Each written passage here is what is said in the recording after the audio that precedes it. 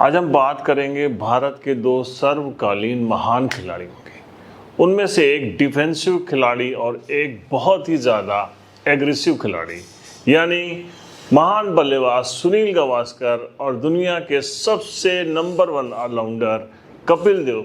जब इन दोनों की बात चलेगी तो इनके बीच में जो जंग हुई थी उसकी बात भी ज़रूर चलेगी। क्या हुआ था ऐसा जब इंग्लैंड के साथ एक सीरीज हो रही थी 1983-84 की, कि कपिल देव को एक टेस्ट मैच से ड्रॉप कर दिया गया था।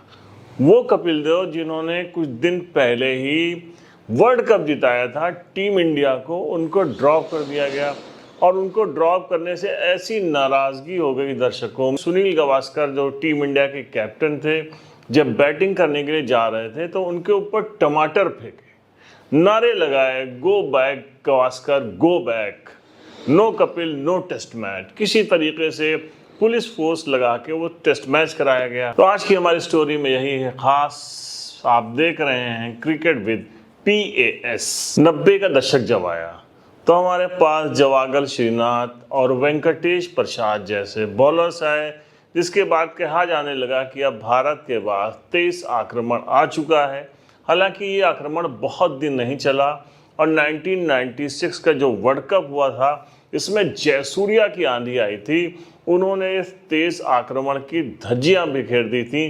खासकर मनोज प्रभाकर और वेंकटेश प्रसाद को ऐसी मार मारी कि उसके बाद ये लोग बॉलिंग करना ही भूल गए। अब एक बार फिर फास्ट बॉलिंग का टोटका था, लेकिन 2000 आते आते हमारे पास अच्छे बॉलर्स की, फास्ट बॉलर्स की लाइन लग गई, जिसमें बेहतरीन गेंदबाज भारत को मिले।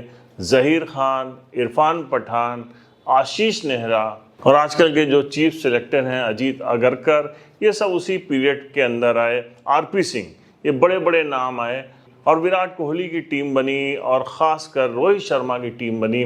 तो भारत के पास दुनिया का सबसे बेहतरीन पेस अटैक हो गया। सबसे अच्छे तेज़ रफ्तार से गेंदबाजी करने वाले गेंदबाज हो गए, जिसमें जसप्रीत बुमराह, मोहम्मद शमी, मोहम्मद सिराज जैसे बेहतरीन गेंदबाज आए, जिनके सामने दुनिया का अच्छे से अच्छा बल्लेबाज थर्राता है। वनडे वर्ल्ड कप में जो इस टिकड़ी ने हाल किया था उससे तो आप सब अच्छी तरीके से वाकिफ हैं। लेकिन एक समय था जब भारत के पास सिर्फ और सिर्फ एक गेंदबाज, ऐसा महान गेंदबाज जो कि टीम में अकेला फास्ट बॉलर था, लेकिन पूरी दुनिया की टीम उससे थर्राती थी। जी हाँ, वो थे कपिल देव निखंज।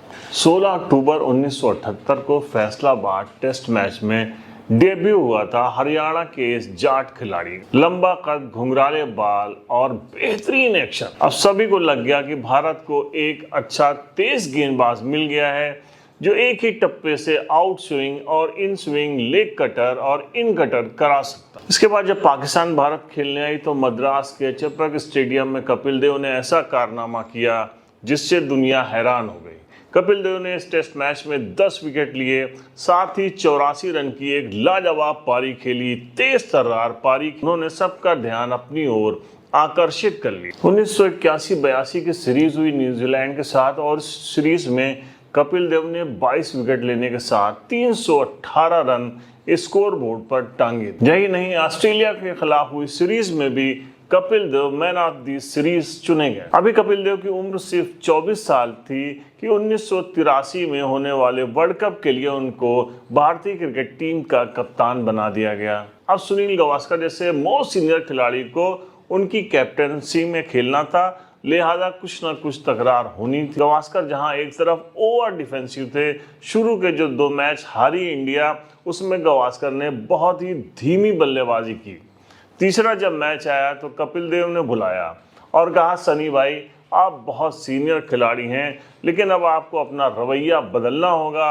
अगर आपको टीम में रहना है तो आपको तेज बल्लेबाजी करनी पड़ेगी। सुनील गावस्कर को ये बात बहुत ज़्यादा अखर गई। अगला जब मैच हुआ तो उसमें सुनील गावस्कर टीम से बाहर थे, लेकिन टीम इंडिया ने ये मैच जीत लिया। इसी बीच एक और कारनामा होता है। अब 2 मैचेस ऐसे बचे थे, एक जिम्बाब्वे के खिलाफ था और दूसरा मैच था ऑस्ट्रेलिया के खिलाफ। भारत जब ये दोनों मैच जीतता तभी वो सेमीफाइनल का सफर तय कर सकता था। जिम्बाब्वे के खिलाफ जब मैच हुआ और भारतीय क्रिकेट टीम की इनिंग की शुरुआत हुई तो सारे खिलाड़ियों के हाथ पैर फूल गए। 35 रन के ऊपर आधी भारतीय क्रिकेट टीम आउट होकर पवेलियन लौट गई। ऐसे में कप्तान कपिल देव जब क्रीज पर पहुंचे तो उनको लगा कि आज ही ये वो मौका है, अगर आज उन्होंने कुछ नहीं किया तो हमेशा हमेशा के लिए वो अपने फैंस को मुंह नहीं दिखा पाएंगे। यहीं से कपिल देव ने एक ऐसी इनिंग खेली जो इतिहास बन गई। उन्होंने 138 गेंदों के ऊपर 175 रन बना डाले और अपनी टीम को सेव कर लिया। ये मैच जीती। उसके बाद अगला मैच जीतकर भारतीय टीम सेमीफाइनल से होती हुई फाइनल में पहुंची। वेस्टइंडीज की जैसी मजबूत टीम सामने थी, लेकिन उससे पहले कपिल देव ने अपने टीममेट्स को बुलाया और उनसे कहा कि हम यहाँ गंवाने कुछ नहीं आए हैं, हम यहाँ सिर्फ और सिर्फ जीतने आए हैं। ऐसा मैंने पहले दिन प्रेस कॉन्फ्रेंस में कह दिया था। आप क्या करेंगे मुझे नहीं पता, लेकिन मैं अपनी टीम को जिता के ही मानूंगा। इसका ये असर हुआ कि सब ने जान लगा दी। सिर्फ 183 का स्कोर डिफेंस करना था, लेकिन डिफेंडिंग चैंपियन वेस्टइंडीज को भारतीय क्रिकेट टीम ने धो डाला। Clive light, Vivian Richards, Michael holding, Malcolm martial ground पर लेटे हुए रो रहे। रातों रात कपिल देव भारतीय क्रिकेट टीम के स्टार बन गए, बल्कि पूरी दुनिया के चहेते ऑलराउंडर बन गए।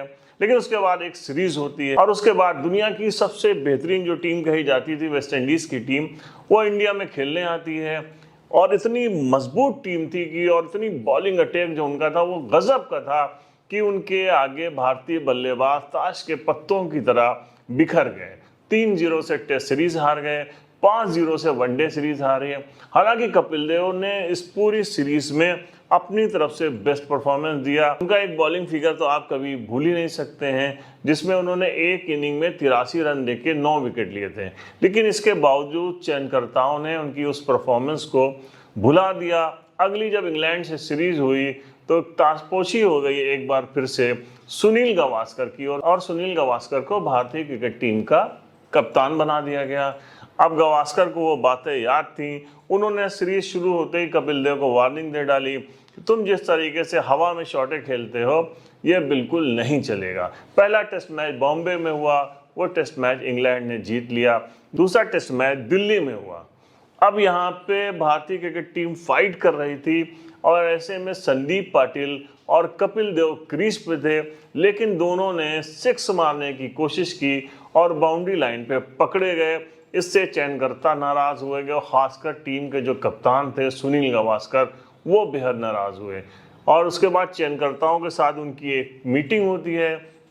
फिर अगला टेस्ट मैच होता है कोलकाता में, और जब ये टेस्ट मैच शुरू होता है, टॉस होता है और टीम अनाउंस होती है, तो उस टीम के अंदर कपिल देव नहीं थे।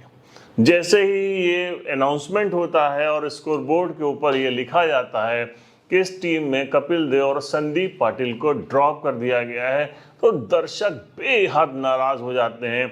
चारों तरफ से नारेबाजी शुरू हो जाती है, no Kapil no test match, Gavaskar go back go back.